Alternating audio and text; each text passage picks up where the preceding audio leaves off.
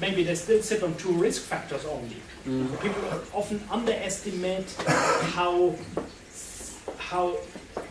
simple the bets are placed. Even they have many instruments, and they often they have lost track on the look-through. Often you have so much risk put to one simple bank because you have the same bank in your fund. You have the stock of it, you have a structured product where it's written as an underlying, and you have bought structured product from the bank. And they all look a bit different. In today's system, you don't have this look through and then this issue or bank concentration. And if you look at that seriously, you get shocked and think, oh, I have 30 instruments, but 40% of my risk is all on Credit Suisse. Yeah.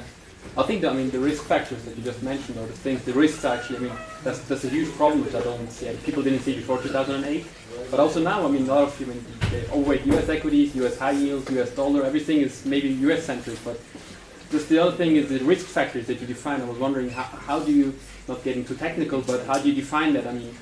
Is for you US high yield, for example, or US equities, would that go similar risk factors, or would you have totally different risk factors? No, for example, if a portfolio of bonds, you can map them to what I call the high yield risk factor, but the high yield risk factor is highly correlated with the equity.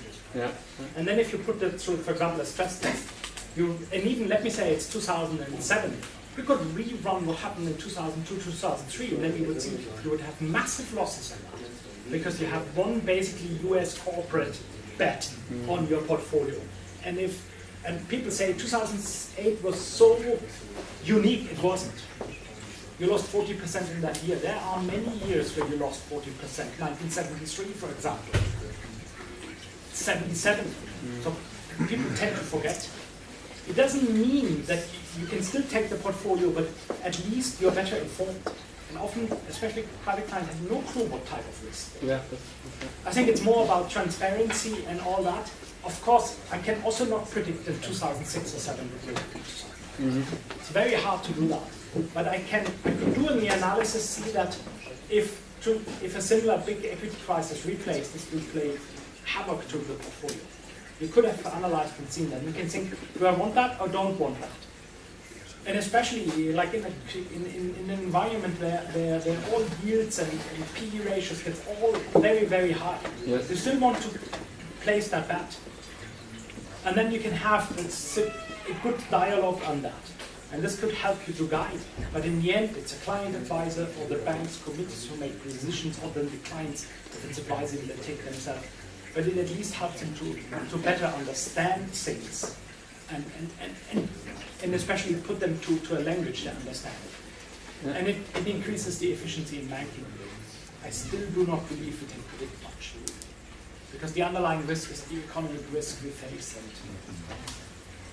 And then we also have a quite philosophical question now. If we have not too much leverage in our systems, and there's a general problem with our economic model, but this I will not answer with my system. A very important point you mentioned, or maybe a key point I think, is the communication about the solutions you provide to business. And I know very well what you're talking about because I'm doing that right now in Brazil. So I'm selling a similar quant product to Brazilians. And things basically talk to business guy, the CEO, they would have hard banking, he's a business guy. So what was your success model? Because the difficulty is always like, yeah, if there's a quant thing and you calculate and time series, blah, blah, blah, and there's a bit of market rates, and you generate alpha, blah, blah, blah. Here, that's magic. So with people who don't understand it, or not quants, it's a bit difficult. So what was your success model? Like win people? Did you talk to business people, or did you sell it to the head of IT? Or No. Usually the head of IT doesn't. He's interested in it runs smoothly, but not the business context. Often, you usually sell to, depending if it's a private banking application, to the head of private banking or the head of asset management. So I thought. So how do you do that? By creating demo applications where they can play around. Mm-hmm. Like this, you can look at that. Mm-hmm. And getting away from PowerPoint. Mm-hmm. Yeah, of course. Yeah. Having the most, or very simple methods in PowerPoint, no slide movies, or not like I did now, but showing it in example applications that can play around and see the effects.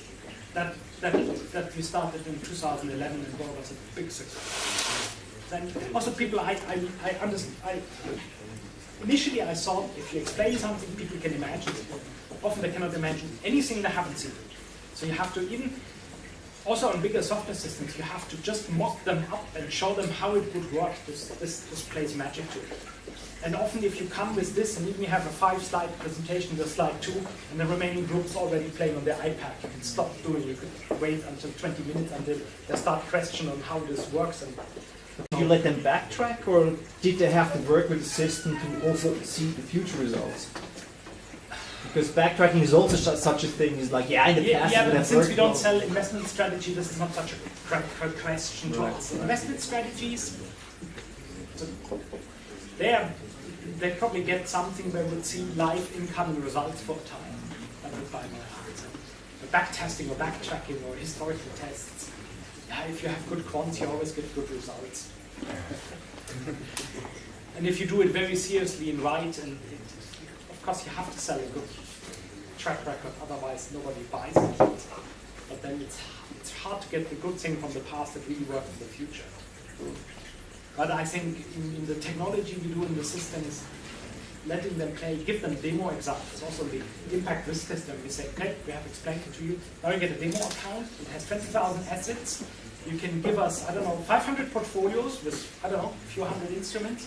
We load them, we can replay or re-simulate your core bank, and now you can play how the compliance work, how you would choose instruments, or play around, see if you like it or not.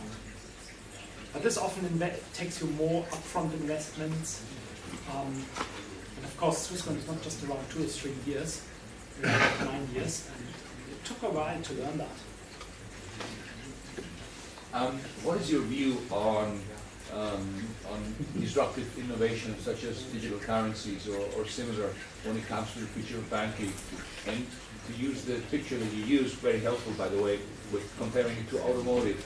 Are we riding horses? I mean, is the digitalization of finance becoming the Ford Model T?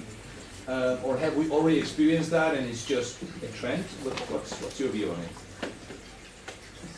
Digital currency, hard to say, because honestly I believe they will be for political reasons stopped.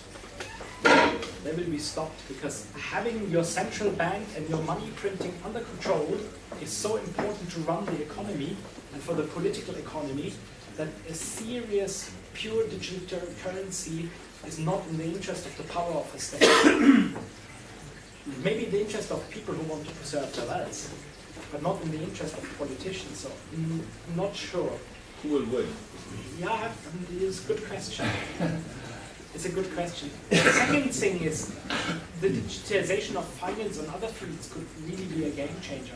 If people do not, I could imagine a financial market where I get like an account at the SNB, the European Central Bank, and if I have stored my money, I can decide to give a credit to you to run your company. The banking gets out of this way of giving credit and the monetary expansion and all that. This could be done on platform of people who have a community, chat in a community, even do this jointly, like in this crowdfunding. This would massively change banking. This would massively change how our money supply works. Because then this way of this money expansion through the multiplication in banks would go away. This would also solve the big to fail problem dramatically. But that would change banking at its core, issuing credit dramatically, if that would be allowed. I'm not also sure how this would be done regulatory, because of course the central bank frets about the banks, but it's easy to control them on the other hand with rules. But that would really change banking to the core, and of course you can only do this with digital platforms, that enough people can, you present there's a community, a few 100,000 people who have the money there, you present your startup idea, and then you find enough people who found that, either in equity or in credit, that would change dramatically. And then it's more from horses to 4T,